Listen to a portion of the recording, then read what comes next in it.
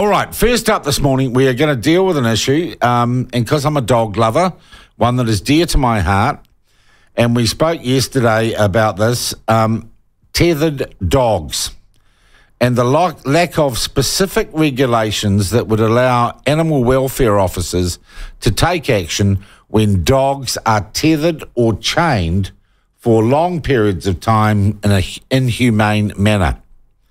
And you know this is an issue we've covered here on the platform, on my show on the platform, with some intensity. And you'll also remember that sometime back we had Andrew Hoggard, Biosecurity Minister on, and he said he'd do something about it. But yesterday we talked to the people who are concerned about tethered dogs, and they say the bugger's done nothing. So I thought the best thing we could do is ring Andrew Hoggard and say, what is going on here? And he joins us on the line now. Minister, good morning. Good morning, Sean. All right. So what's the go? Have you sorted out the tethered dog problem? And if not, why not?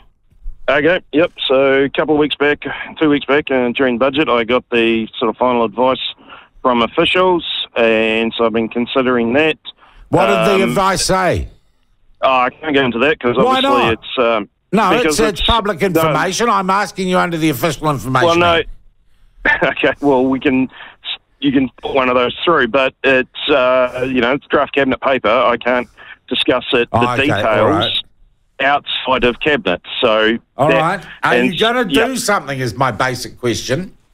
Yep. So I've got concerns around how we would enforce some of the recommendations in there, and certainly so did the officials in putting it together. So I've got a meeting scheduled with RSPCA next week to try and work through that about how we could actually enforce some of these things. And also I would have a concern there with potentially these regulations being used by vexatious neighbours. So that's sort of the concerns I've got, to make sure that anything I bring forward to cabinet. So you are no longer committed to doing something about this. Sounds like, Minister, with the greatest respect, you're coming up with a bunch of excuses. No. I'm wanting to make sure that any laws I put forward are actually useful and do something, and not just window dressing.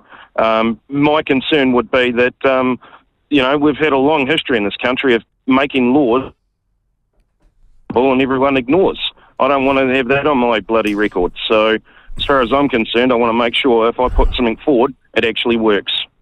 All right. So, Minister, when are you going to have, once you've gone and presented this super secret paper to Cabinet, when are we likely to see some action on this?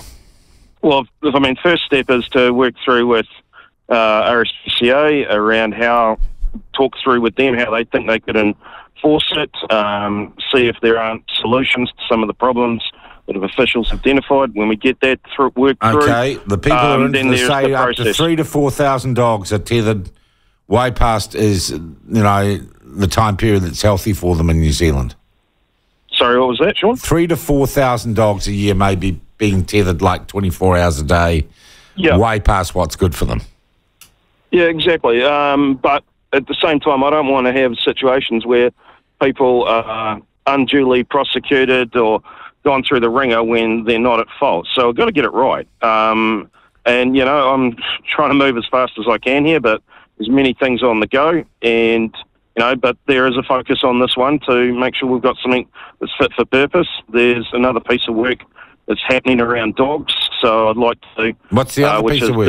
The subgingival dental scaling, something like that.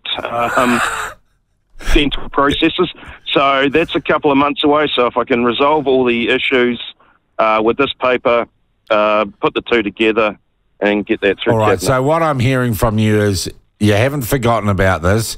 You weren't blowing smoke when you said you were going to work on it, but you've got to go through the process.